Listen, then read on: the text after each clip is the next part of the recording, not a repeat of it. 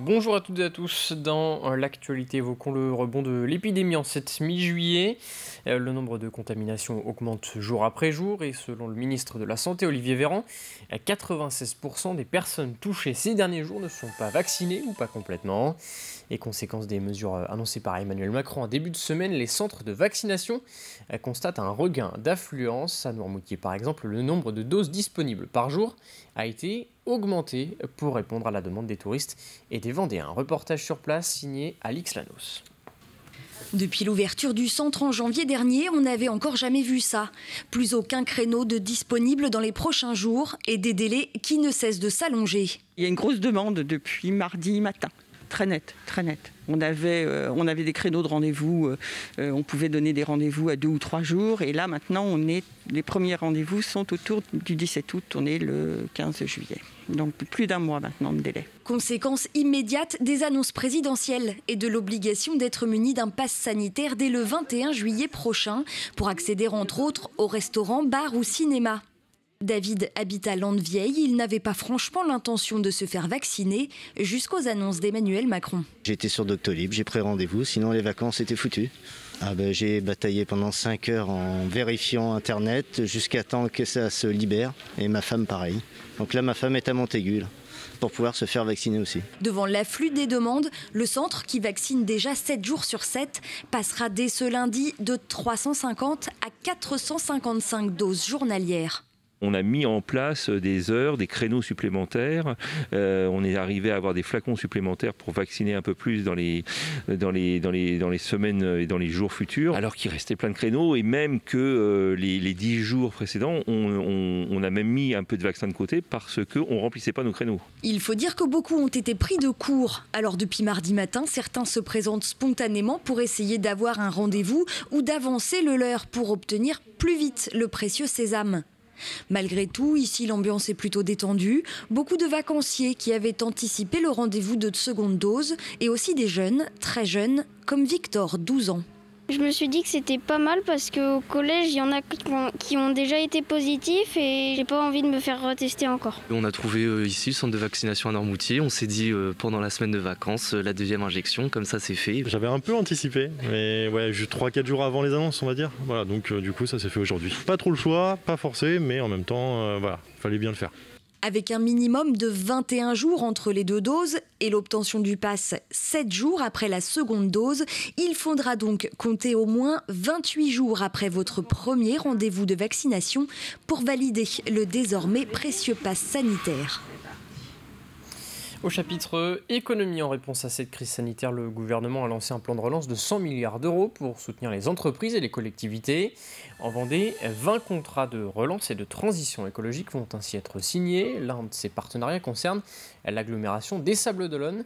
Entre 2022 et 2026, 25 actions vont ainsi être mises en place pour favoriser la transition écologique et renforcer l'attractivité économique du territoire.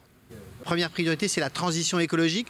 Je citerai par exemple le plan forêt-climat 2050 qui prévoit la protection et la plantation de 1600 hectares autour des Sables-d'Olonne, à l'intérieur de l'agglomération des Sables-d'Olonne. Il y a une deuxième priorité qui est le développement économique et la relance. Et là, l'État intervient en soutien pour le développement du parc d'activités Les Sables-d'Olonne Sud ou pour le pôle Numérimère. Et puis la troisième priorité, c'est une priorité d'équilibre et de cohésion sociale à travers le soutien à la vie associative, aux maisons médicales de proximité comme à l'île d'Olonne, à Sainte-Foy ou au Sables-d'Olonne, ici juste à côté dans le quartier La Pironnière.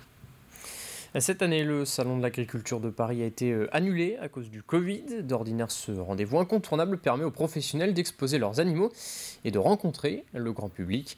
Alors pour compenser, le monde agricole vendéen lance une tournée d'été sur les plages du département. Objectif, présenter les races vendéennes, mettre en lumière les produits locaux et sensibiliser les vacanciers. Les Sables-d'Olonne accueilleront l'événement du 19 au 25 juillet, Saint-Gilles-Croix-de-Vie du 3 au 7 août. Les produits, on aura la chance, j'espère, de pouvoir les faire consommer et de les faire déguster auprès des vacanciers. Et on expliquera aux vacanciers de leur dire que vous pouvez trouver ces produits dans tel commerce, dans telle boucherie. Et donc c'est produit ici en local. Et donc c'est apporter ce message le plus proche possible entre la production et la consommation. Il va y avoir des animations musicales, des quiz, des jeux concours pour justement découvrir la Vendée. Oui, c'est une manière de présenter l'offre touristique vendéenne aux touristes, de présenter l'offre vélo, présenter les sites touristiques de Vendée, tout ce qu'on peut pratiquer en Vendée. Les conséquences de la crise sanitaire et des différents confinements, les Français ont pris goût au jardinage. Le secteur a connu une forte augmentation de son activité depuis l'année dernière, notamment pendant le premier confinement. En Vendée, la société Orbrun a justement constaté ce boost. Elle est spécialisée dans la fabrication des produits de jardinage et fabrique plus de 10 000 tonnes de fertilisants chaque année. Mais comment sont-ils fabriqués? Élément de réponse avec Alexia Janet. C'est l'un des produits phares du jardinage. Des fertilisants, cette entreprise en fabrique plusieurs, mais tous sont élaborés à partir de la même base, c'est-à-dire un mélange de fumier de bovin, de cheval et de volaille. Mélangé à de la terre, le produit a un atout majeur, l'amélioration de la qualité des sols.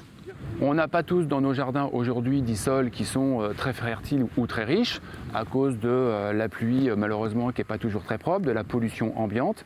Et donc on fait face dans nos jardins à des sols malheureusement soit trop calcaires, soit trop acides, soit trop argileux. L'amendement permet, grâce à ses vertus et ses matières organiques différentes, permet de redresser le sol et d'apporter à tout sol un substrat, une substance naturellement riche en matières organiques. Et pour développer toutes les matières organiques qui le caractérisent, le fertilisant doit être stocké pendant 1 an, arrosé et retourné régulièrement grâce à cette machine. Donc là, il s'agit du retourneur d'andin sur des fumiers qui sont relativement jeunes. Comme on le disait tout à l'heure, il faut 1 an pour faire un bon fumier, un bon abonnement. Là, on est en début de process, à un moment où les matières vont monter en température, on va être à 70 degrés. Ensuite, le produit passe au criblage. C'est un peu comme tamiser la farine en cuisine. Cette étape est déterminante pour le type de fertilisant que l'on veut produire. Chaque plantation a des besoins différents, donc chaque terre doit l'être aussi.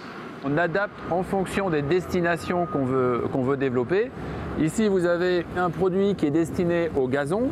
Donc pour le gazon, on a besoin d'une terre fertilisée relativement souple, assez fine pour le gazon. Et on l'a travaillé dans ce sens. On adapte nos formulations en fonction du végétal qu'on veut voir pousser. Arrive ensuite l'étape finale, la mise en sac. 200 palettes comme celle-ci sortent de l'usine chaque jour. Cela revient à une production annuelle de plus de 10 000 tonnes de fertilisants. C'est la fin de cette édition. Je vous souhaite une très bonne journée sur TV Vendée.